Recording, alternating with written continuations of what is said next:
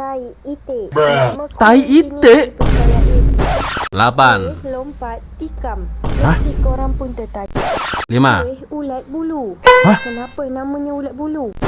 3. Anak dara dua sebilik. Hah? Kenapa pula nama kuih ni macam ni? Kue anak darah 2 sebilik. Serius?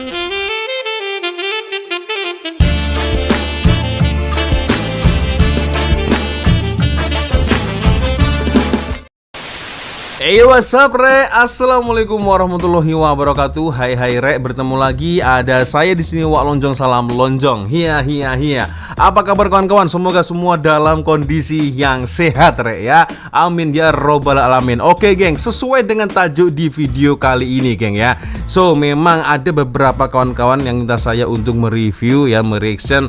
Ada satu video, geng, ya, dan beliau-beliau ini nggak mau disebut namanya dikarenakan mungkin masalah privasi, geng, ya. Nah, beliau-beliau ini kirimkan satu link video dari channel Nina si pencerita, geng, ya. 10 nama kue pelik dan lawak. Oke, salah satunya, geng, ada yang bernama badak berendam. Badak berendam. Oke, ini memang kuenya ada badak atau macam mana, geng? Oke, geng, iya. Seperti biasanya sebelum kita mulai video ini, hanya sekedar mengingatkan untuk kawan-kawan yang mungkin belum sholat, jangan lupa sholat dulu, geng, ya. Oke lah, kita akan lihat bersama-sama, geng, seperti apa videonya, geng, ya. 10. Nama-nama kuih pelik dan lawak. Oke. Malaysia terkenal dengan berbagai kuih muih. Betul. Ada macam-macam nama pula tu. Yang pasti rasa kuih-kuih ni memang sedap. Jadi dalam video kali ini kita akan merungkai tentang 10 nama-nama kuih pelik yang ada di negara kita. Ada tepung pelita juga kan?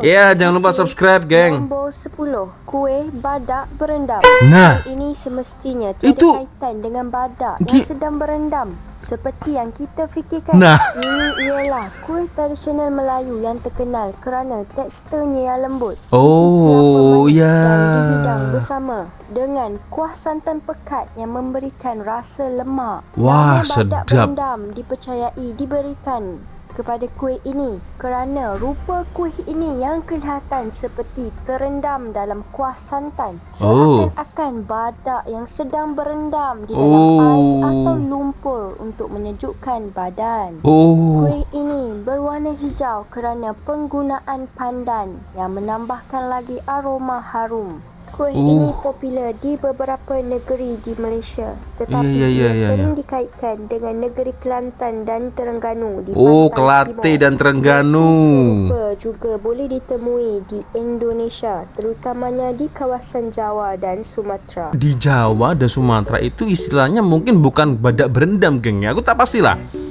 Ini seperti kuih lemper, bukan lemper, apa ya? Tapi saya pernah lihat, geng, ya, kuih seperti ini. Nah, ini sangat menarik sekali, geng, ya. Jadi nama kuih tersebut adalah badak berendam, ya. So, bukan berarti ini ada badak berendam, enggak ada. Jadi hanya sebuah nama, geng, ya. Namanya badak berendam dan kuih ini konon berasal dari negeri Kelantan dan juga Terengganu, ya, sekitar pantai timur lah, geng, ya. Begitu. Oke.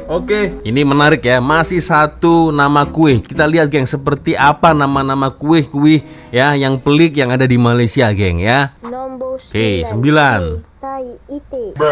Tai itik Dipercayai berasal kerana rupanya yang tidak sekata dan berbiji-biji menyerupai tai itik. Tetapi jangan tertipu dengan nama dan rupa kuih ini. Sebab tak kenal maka tak cinta. Sebab itu, lepas dah kenal, tahulah betapa sedapnya kuih ini dan manis menyebabkan ramai yang suka dengan kuih tai itik ini. Kuih ini ialah gabungan putih telur, santan dan gula, memberikan rasa yang kaya dan lembut di dalam mulut. Kuih ini juga sering dibuat oleh golongan tua sebagai sebahagian dari tradisi. Jadi inilah, geng, ya, tai itik.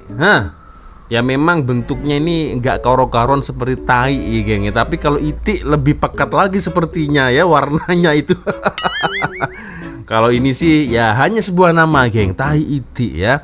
Berarti, geng, kalau kita nak cari, nak beli ya dengan penjual kue, berarti betul ya, Bang, saya beli satu kue tai iti gitu. Berarti begitu, geng, ya kita ngomongnya, geng, ya.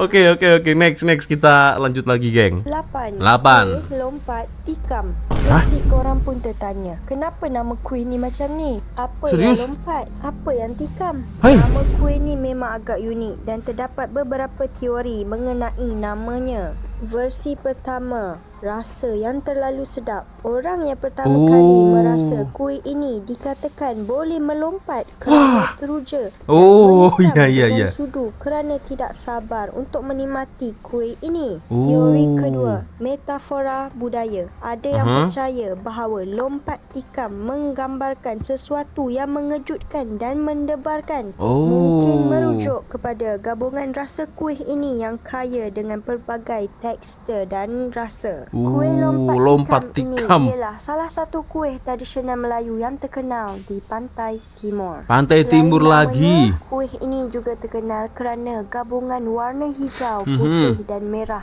yang menarik serta rasa yang lemak manis dan menyegarkan. Berarti kue ini, geng, disebut lompat tikam. Ingatkan kita melompat lalu tikam. Ternyata maknanya bukan itu, geng, ya. Maknanya adalah begitu sedapnya, begitu enaknya, sampai-sampai orang terasa seperti melompat. Sedap begitu, geng, ya. Lompat tikam. Oke. Ini agak pelik sih yang ini, geng, ya. Oke, kita lanjut lagi. Nombor Oke. 7. Kuih Cek Mek Molek. Ia Hah? merupakan Cek kuih Mek Molek? goreng yang diperbuat daripada ubi keledek dan diisi dengan gula. Apabila digoreng, gula di dalamnya akan cair, memberikan rasa manis yang unik setiap kali digigit. Asal-usul nama Cek Mek Molek Cek Mek Molek. dari dialek Kelantan. Pantai yang Timur membawa lagi, geng. maksud gadis yang cantik. Oh, Nama ini ya. diberikan juga kerana rasanya yang manis. Ramai yang menyukai kuih ini kerana mudah didapati. Teksturnya yang enak, rangup di luar dan manis di dalam. Belum pernah tahu nih, geng, ada kue seperti ini, geng, ya. Cek Mek Molek ya. Iya, Pantai Molek, Cek Mek Molek. Aduh, ya. Oke, gimana, geng, rasanya, geng? Pasti sedap, geng, serius. Ada yang mau kasih saya ini, boleh lah, geng, ya. Terbangkan dari Malaysia menuju ke Indonesia, geng. Rangup di luar, manis di dalam. Wah, yang manis-manis saya suka nih, geng. Cek Mek Molek. Oke, kita lanjut lagi, geng. Nombor 6. Nomor Kuih 6. Serabai. Kuih Kue, serabai. serabai, Kuih serabi. Melayu yang seakan-akan lempeng. Iya. Lebih tebal dan gebu. Ia biasanya dihidangkan bersama kuah manis. Serabi, serabai. Kuah santan gula Melaka yang menjadikannya lebih sedap dan lemak berkuih. Asal-usul nama kuih ini dipercayai berasal daripada teksturnya yang berlubang-lubang kecil di permukaan yang kelihatan seperti serabai atau kusut dalam bahasa Melayu. Kuih serabai ini popular di Pulau Pinang, Kedah dan Perak. Kuih ini diperam sebelum dimasak, memberikan sedikit rasa masam yang unik. Kalau serabai ya, geng, ya, ini juga cukup populer di Indonesia. Kami menyebutnya serabi, geng. Kue serabi ya, serabi. Kalau dekat Malaysia ternyata serabai. Oke, kalau ini nggak ada yang pelik sih, geng, ya, menurut saya. Oke, kita lanjut lagi, geng. Nombor 5. 5. Kuih ulat bulu. Kenapa namanya ulat bulu? Ulat bulu? Ini ialah kuih tradisional yang semakin popular kerana namanya yang unik. Kuih ini diperbuat daripada tepung pulut berwarna hijau dan Dia mempunyai mirip campuran ulat bulu. kelapa parut. Nama kuih ini diberikan kerana Ya. bentuknya yang panjang dan kecil serta disalut dengan kelapa parut Seperti yang ulat membuatnya bulu. kelihatan seperti ulat bulu. Ah, Walaupun ya. namanya mungkin membuatkan sesetengah orang berasa geli. Namun kuih ini sebenarnya sangat sedap dan mirip dengan kuih tradisional lain seperti kuih onde-onde.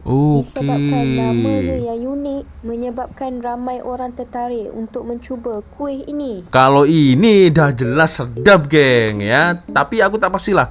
Kalau di Indonesia ini maybe Nagasari ya, kue Nagasari Aku tak pasti lagi, aku lupa. Tapi jelas aku pernah tengok kue-kue macam ini di Indonesia juga, geng ya. Ternyata kalau di Malaysia istilahnya adalah kue ulat bulu.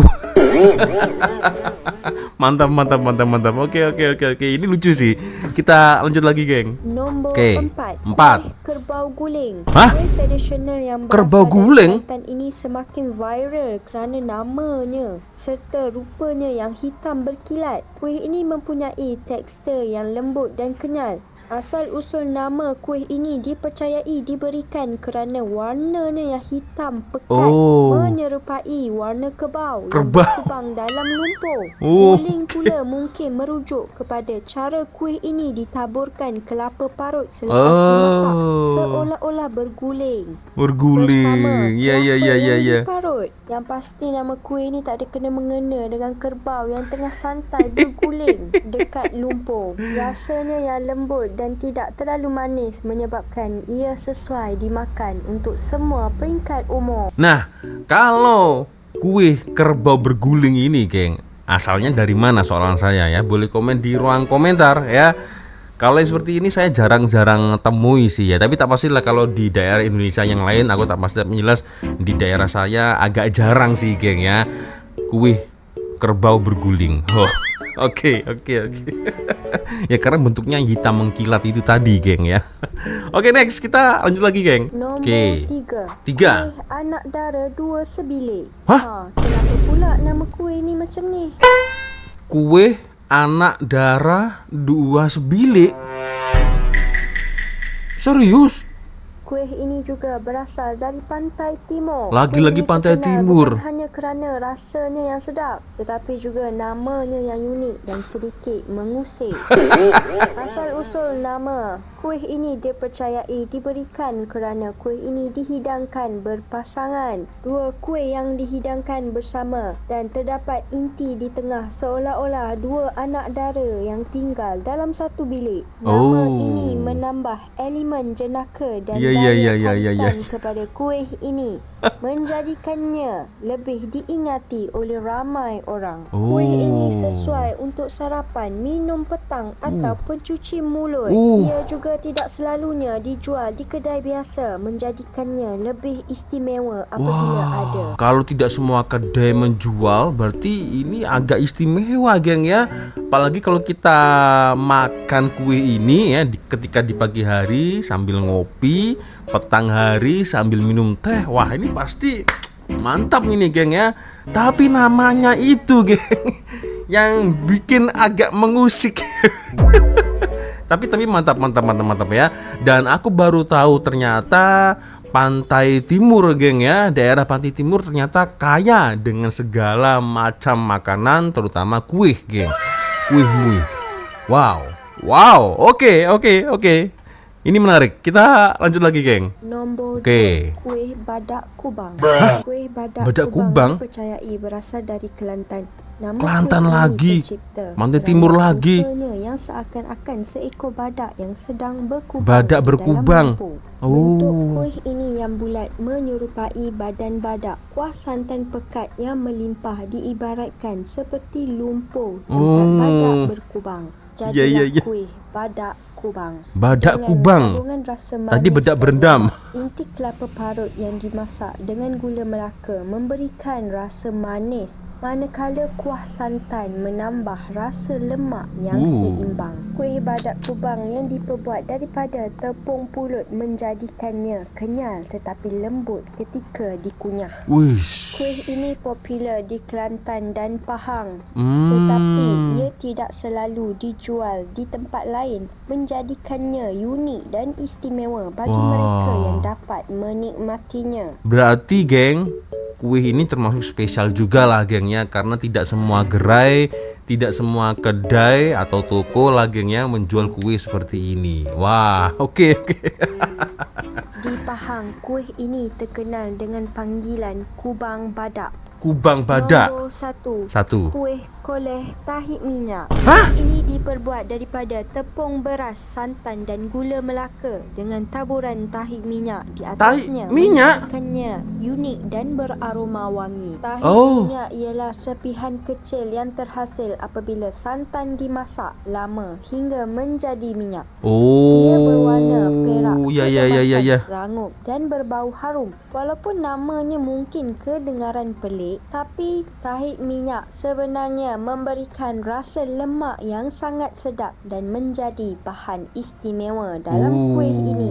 Ia adalah kuih klasik yang sering dihidangkan pada majlis kenduri dan hari perayaan. Jadi itulah 10 nama kuih pelik yang ada di Malaysia. Ada tak lagi nama-nama kuih pelik yang korang tahu? Sila komen di bawah. Nama-nama kue yang pelik geng ya. Tepung pelita pun juga unik ya kan, menurut saya lah ya.